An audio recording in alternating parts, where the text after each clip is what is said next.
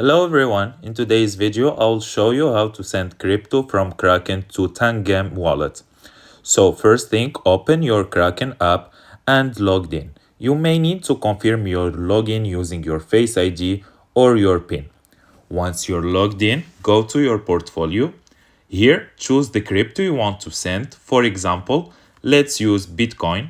Next, tap on the three dots on the top right corner and select Withdraw. Before sending, you will need a wallet address from your Tangem wallet. So open your Tangem wallet app and generate a receiving address for the same crypto and network. Now, go back to Kraken and tap Add New Address. Choose the correct network, then paste the wallet address you copied from Tangem. Tap Continue, give the address a nickname, and confirm it. You may also need to approve the address via email from Kraken.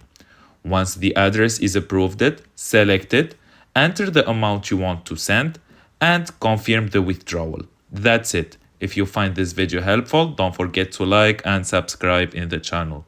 Thank you for watching.